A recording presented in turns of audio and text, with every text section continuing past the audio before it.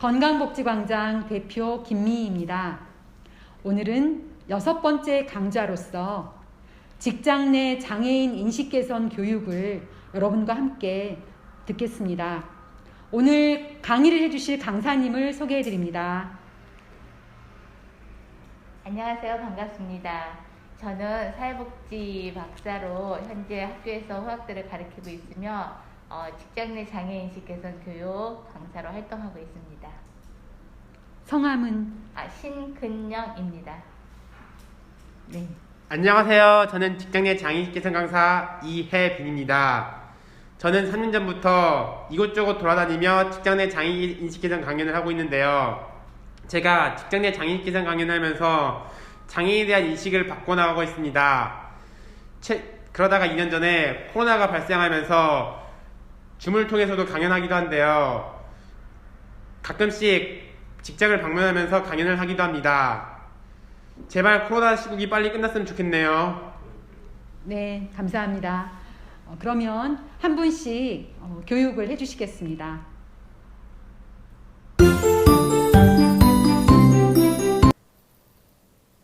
안녕하세요. 반갑습니다. 오늘 직장 내 장애 인식 개선 교육을 함께할 신근영이라고 합니다.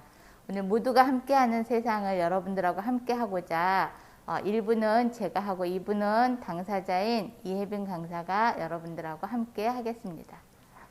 오늘 할 소개는 강사 소개와 장애 유형, 그리고 다양성 존중, 그리고 장애인 차별금지법, 그리고 당사자인 사례를 직접 들어보겠습니다. 자, 그러면 우리 여러분들 지금 날이 많이 풀렸죠? 우리가 창문을 열면 무엇이 들어올까요? 그럼 많은 분들은 시원한 바람이 들어와요. 또 봄 꽃내음이 들어와요. 하지만 우리가 마음의 창문을 열면 뭐가 들어올까요? 사랑이 들어올 수도 있고 감사가 들어올 수도 있고 내가 생각지도 못한 이런 모든 일들이 내 마음의 창문을 열면 들어올 수 있습니다. 그래서 오늘 비록 짧은 시간이지만 여기 계신 모든 분들이 마음을 활짝 열고 같이 시간을 보냈으면 합니다. 네, 저는 아까 소개했듯이 현재 사회복지학 박사로 학교에서 학생들을 가르치고 또 이렇게 지역사회에서 직장 내 장애 인식 개선 교육으로 활동하고 있습니다. 그러면 여러분들이 지금 생각하고 있는 장애는 무엇이라고 생각하고 있는지요? 우리가 생각하는 장애는 일상생활 또는 사회생활에 상당한 제약을 받는다고 이야기가 나와 있습니다. 그러면 내가 조금 아파요. 조금 아프지만 나는 일상생활을 하는데 불편함이 없어요. 그러면 우리는 그거를 장애라고 얘기를 하지 않고 있죠. 하지만 내가 우연치 않은 사고, 불의 사고로 내가 다쳤어요. 그러면 다치면 한 달, 2달, 심지어 1년까지 제약을 받고 있겠죠. 활동하는 데 제약. 특히 지금 이 시대는 코로나로 인해서 많은 분들이 본인이 예기치 않게 코로나에 전염이 돼서 치료를 했다 하더라도 상당 기간 사회생활을 하는데 많은 불편함을 겪고 있어요. 우리가 이런 거를 갖다 장애라고 얘기를 하고 있고, 그러면 장애된 부분도 상당히 변하고 있다라는 거예요. 예전에 장애인하고 생각했던 부분은 장애인이라고도 하지 않았죠. 예전에는 장애자 또는 저희가 생각지도 못했던 이런 이야기들을 장애인으로 비하하는 부분인데, 사회적인 변화와 사회적인 인식에 의해서 장애인도 이 그림만 봐도 예전에는 누군가가 나를 도와주어야 되는 이런 존재인데 지금은 어때요?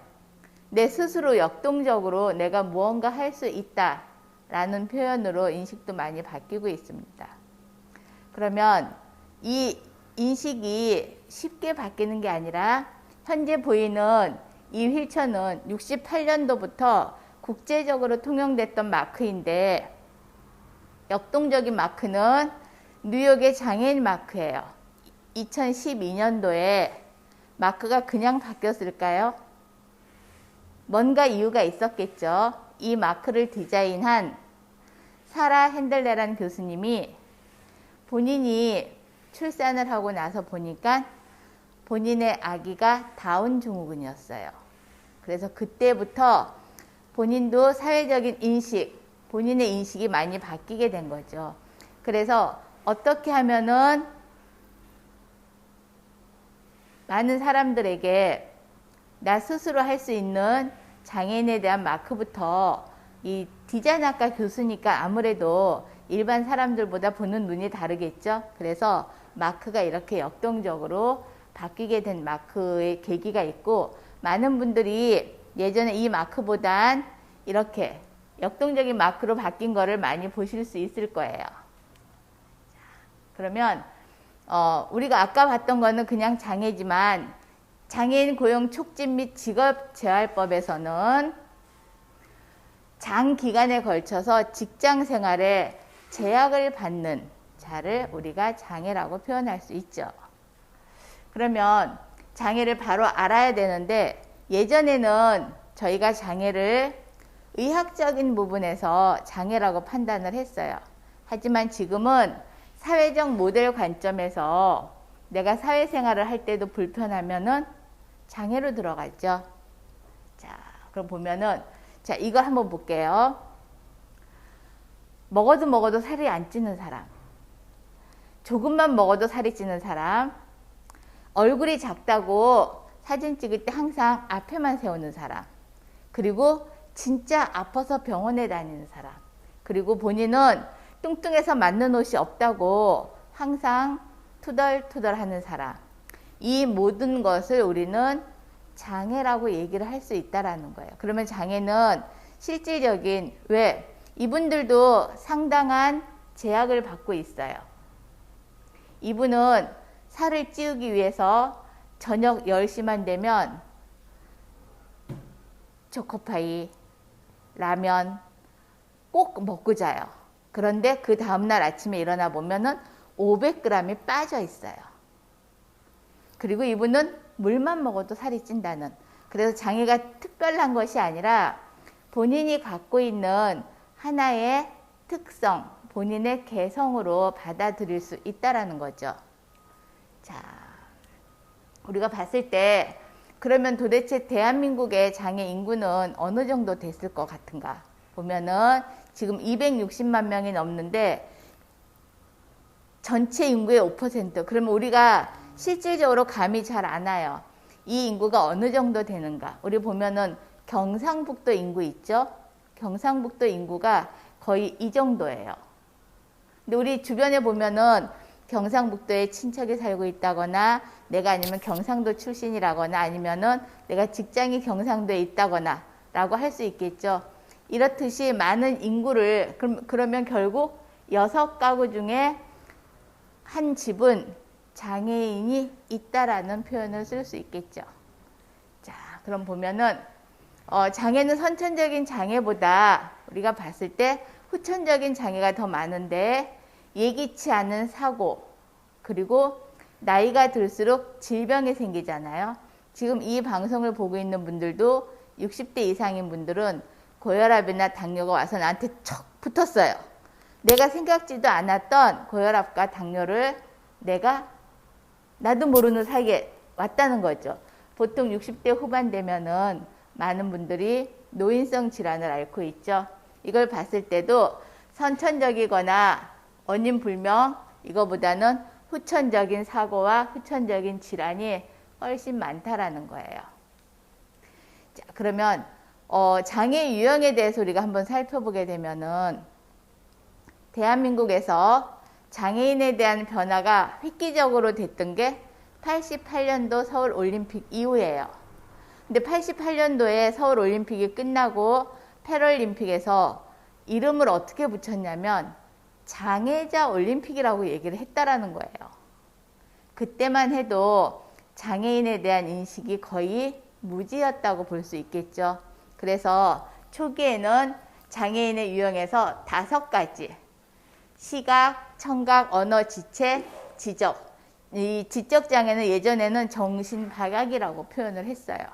여기에서 이때는 심신장애자 복지법. 그러나 88 올림픽 이후에 장애인 복지법으로 개정이 되면서 지금 2000년도에 뇌병변까지 장애를 들어가고 현재 우리나라에서 장애인 유형은 15가지가 있는데 이거는 2003년도에 마지막으로 개정된 장애인복지법에 있고 현재까지는 안면장애, 간장애, 호흡기, 장루요루, 뇌전증까지 포함해서 현재 15가지 유형이 있는데 이거 보면은 우리 뭔가 좀 느낌이 오지 않아요?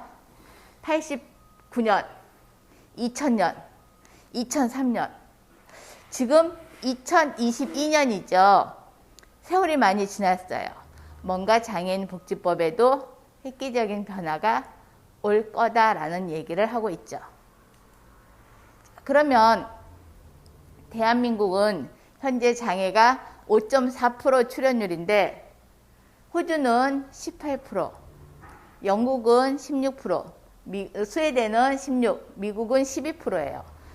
그러면 대한민국이 5.4%? 역시 대한민국 대단하구나 라고 생각하는 게 아니라 대한민국은 의학적인 부분에서 장애를 판단하지만 호주나 영국, 스웨덴, 미국 같은 데서는 사회적인 부분까지 장애로 포함하고 있어요. 그러면 저희가 한번 보면 호주는 당뇨, 독일은 정서장애, 스웨덴은 의사소통이 어려운 해외 이민자, 그리고 미국은 암이나 에이즈, 알코올 중독까지 장애 유형에 포함하고 있기 때문에 우리는 5%지만 저희가 말하는 선진국은 18%까지 갈 수 있다라는 부분이에요. 그리고 조금 전에 얘기했지만 2003년도에 우리가 마지막 장애인복지법인데 지금 현재 장애 범위가 이렇게 될 거라고 얘기를 하고 있습니다. 자, 그러면 이제 여러분들이 집 앞에서부터 나올 때 곰곰이 생각을 해보는 거예요.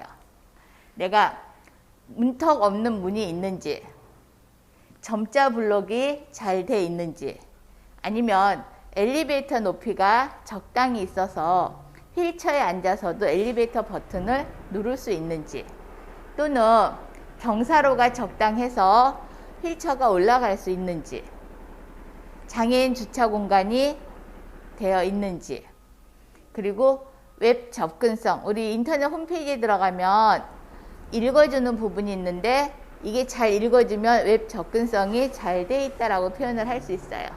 그리고 학교에 엘리베이터가 있는지, 어떤 학교는 장애 학생이 학교를 가려고 하면은 저희 학교는 엘리베이터가 없으니까 학교에 입학할 수 없습니다 라는 이야기를 듣죠.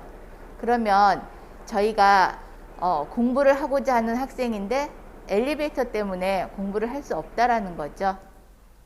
자, 그래서 우리가 더불어서 행복한 사회를 살아가기 위해서는 바른말 사용부터 해야 되는데 장애인을 예전에는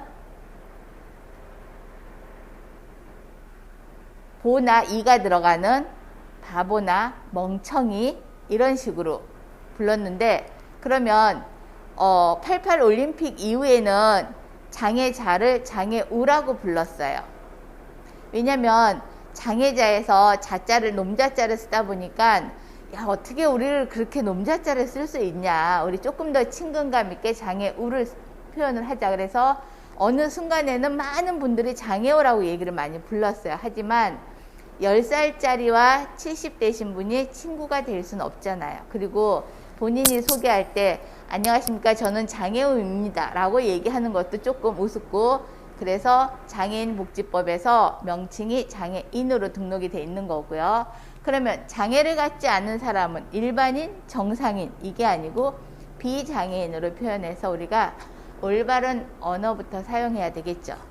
그래서 예전에는 이렇게 우리가 사용하기 힘들었던 귀머거리, 장님, 장애자, 절름발이, 장애를 앓는 벙어리 이런 모든 것들을 휴지통에 다 버려서 꾹꾹 눌러서 완전 삭제를 해줘야 된다라는 거죠. 그리고 우리가 함께 살아가기 위해서는 어떤 게 평등한가요? 내가 지금 배가 고파요. 근데 옆에 있는 친구는 점심을 너무 많이 먹고 와갖고 배가 불러갖고 숨도 못 쉬어요. 근데 똑같이 빵을 하나씩 줬다. 그게 평등한가요? 그건 아니죠. 배고픈 사람한테는 하나를 더 줄 수 있고 배부른 사람은 안 먹을 수 있고, 그래서 똑같이 평등한 게 아니고 형편에 맞게 우리가 키 작은 사람한테는 블록을 2개를 주고 키 큰 사람한테는 하나를 주고, 이게 우리가 함께 살아가는 사회가 아닐까 생각을 합니다. 그리고 장애인하고 이야기를 할 때는 천천히, 그리고 쉬운 표현으로 반복적으로 이야기를 해줘야 그들이 알아들을 수 있다라는 거죠.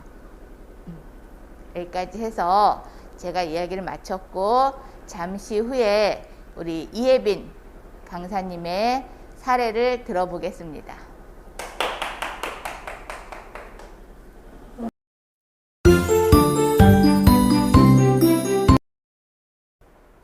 안녕하세요. 저는 직장 내 장애인식 개선 강사 이혜빈이라고 합니다. 저는 1994년 4월 17일 일요일에 태어났습니다. 저는 어린 시절 말이 적었던 아이였고, 제가 6살 때 자폐 3급 판정을 받고 그 소식에 충격을 먹은 저희 어머니는 화장실에서 눈물을 흘리셨습니다. 왜냐하면 그 당시 장애인 복지는 지금보다 더 열악했고 장애에 대한 차별 또한 지금보다 더 심각했기 때문입니다.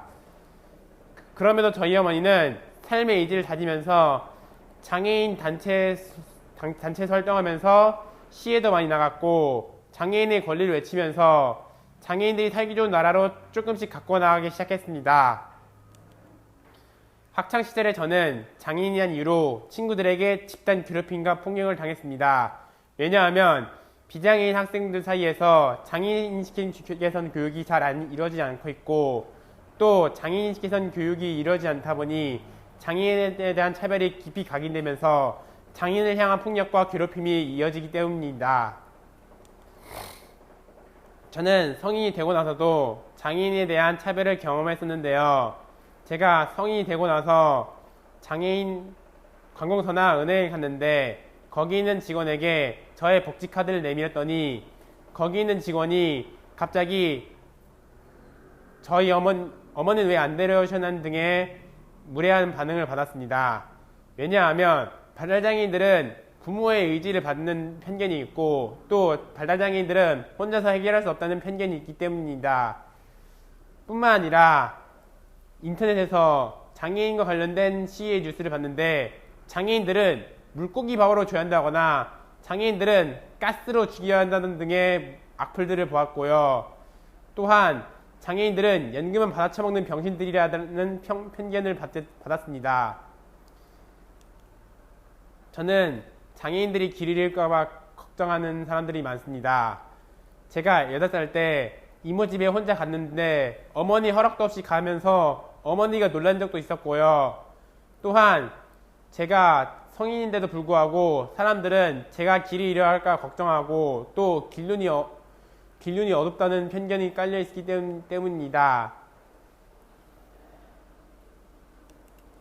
저는 2013년 8월부터 성남 에어텍이라는 직장농구팀의 센터 포지션을 활동하면서 발달장애인 농구팀 소속에서 농구선수로 활동하고 있습니다. 저는 농구선수 활동을 통해 그동안 부족했던 사회성과 자존감을 회복했고요. 또한 농구선수 활동을 통해 체력도 키워나가고 농구 실력도 키워나갔으며, 농구선수 활동을 통해 수많은 대회에서 우승하면서 좋은 경험도 쌓고요. 저는 농구선수 활동이 이 강사의 자리가 되어주기도 하고 장애인 미술작가로도 활동하는 길이 되어주기도 했습니다. 그러나 2년 전 코로나19라는 최악의 전염병이 발생하면서 저의 강사 생활에도 영향이 미쳤고요. 선수 생활에도 영향을 미쳤습니다.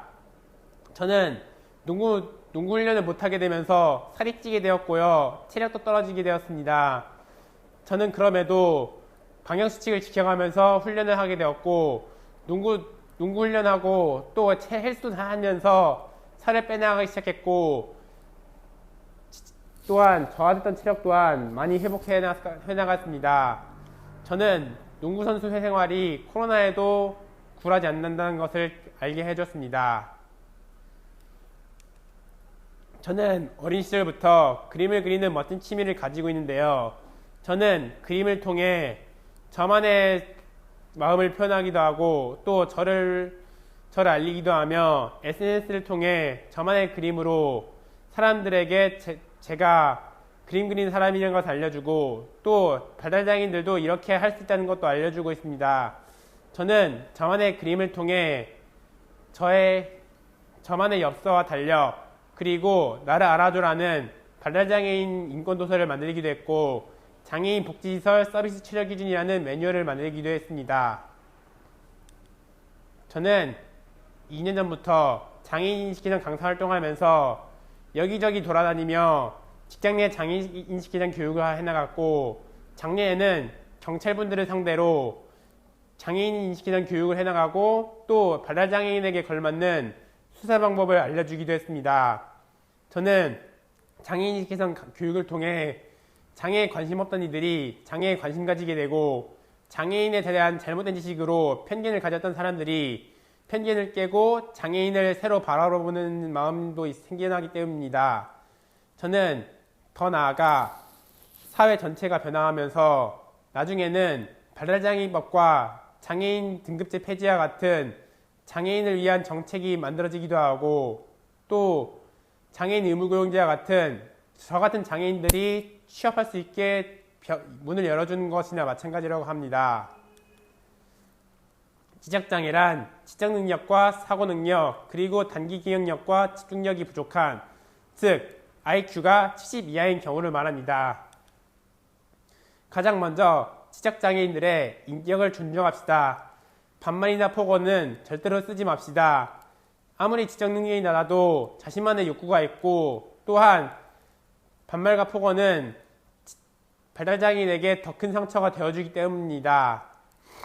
지적장애인에게 근무규정이나 산업규칙 같은 경우 쉽고 짧게 반복적으로 하나하나 설명해 주어야 하며 여드레나 VL 같은 어려운 단어는 될 수 있으면 쉽게 풀어서 쓰기 바랍니다.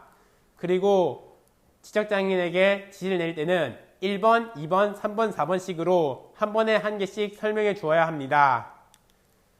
자폐성 장애란 의사소통과 사회적 상호작용이 어렵고 상황 변화에 어려움을 갖고 있으며 눈 맞추기를 피하고 동일한 상태를 유지하려는 특성이 있으며 한 가지 분야에만 집중하는 경향이 있습니다. 예를 들어 애니메이션의 철도 같은 한 가지 분야에만 관심을 가지기도 하고요. 또 자신의 상태 변화에 두려움을 가지기도 합니다. 자폐성 장애인을 대하는 방법은 시간과 공간의 변수에 대해서 충분한 이행 연습을 많이 시켜주시고요. 또 발달장애인들이 서로 소통할 수 있게 눈을 마주칠 수 있도록 열심히 지도해 주시기 바랍니다. 그리고 계산이나 변화와 같은 부족한 부분이 있으면 서로 도와주시길 바랍니다. 저 같은 장애인들이 누려야 할 권리는 다른 비장애인들처럼 욕구가 있는 존재다 보니 누려야 할 권리는 많습니다. 하지만 장애인들은 비장애인들에 비해 실업률이 높고 고용률 또한 비장애인보다 낮습니다. 장애인들은 비장애인보다 실업률이 약 1.5배 높고요. 또 장애인의 취업률은 비장애인보다 거의 절반 수준에 그치고 있습니다. 그럼에도 장애인들은 국가가 정해준 의무고용률 공공기관 3.4%, 민간기관 3.1% 속에서 취업하고 있습니다. 하지만 장애인들은 민간기업에서 약 2.92%로 국가가 정해준 의무고용률 3.1%에 못 미치고 있으며 장애인에 대한 차별과 장애인을 향한 혐오 그리고 장애인들을 위한 편의시설이 갖춰지지 않아서 취업과 관련된 권리를 포기하게 만듭니다. 그리고 의무고용률은 2024년까지 3.8%로 확장될 예정이고요. 앞으로 더 많은 장애인들이 취업하게 만들어질 것입니다. 즉 100명 중 3명은 장애인을 의무적으로 고용해야 하며 앞으로는 더 많은 장애인들이 취업할 수 있게 도움받을 예정입니다. 그리고 장애인 의무 고용률 공공기관 3.4%, 민간기관 3.1%를 취업하지 못할 경우 부과되는 페널티인 고용부담금에 대해서 설명하겠습니다. 장애인 고용부담금은 장애인을 국가가 정해진 의무 고용률을 채우지 않았을 경우 내는 페널티이며 장애인을 아무도 고용하지 않았을 경우 최대 180만 원대의 벌금을 내기도 합니다. 두당 180만 원입니다. 장애인 고용장려금은 장애인 고용부담금과는 다르게 장애인들을 국가가 정해준 의무 고용률보다 더 많이 고용했을 때 받는 장려금으로 국가에서 장애인을 더 많이 고용할 수 있게 채찍 당근을 주는 시스템입니다. 그리고 남성은 30만 원 주고요. 여성은 40만 원으로 경증장애인에 해당하며 또 중증장애인은 남자 60만 원, 여자 85만 원을 받게 됩니다. 마지막으로 장애인 취업 우수 사례입니다. 삼성은 장애인을 너무 고용 안 해서 장애인 고용부담금을 무는 업체인데도 불구하고 장애인들을 많이 고용할 수 있도록 최대한 노력하고 있습니다. 전기전자, 전화상담, 점자 설명서 작성, 기기 디자인, 정보기술, 교육훈련, 베리어프리, 디딤돌 인턴십 제도와 같은 장애인들을 위한 취업 제도를 많이 만들고 있으며 또 성남시 장애인 권리증진센터는 저를 키워준 곳이라 봐도 무방합니다. 발달장애인을 대상으로 한 장애인 인구도서 나를 알아줘를 발간하기도 했고요. 발달장애인 미술작가를 고용하면서 일러스트 작업과 그림을 그려내기도 합니다. 또한 직장 내 장애인식 개선 강사를 양성하여 저 같은 직장 내 장애인식 개선 강사를 만들기도 합니다.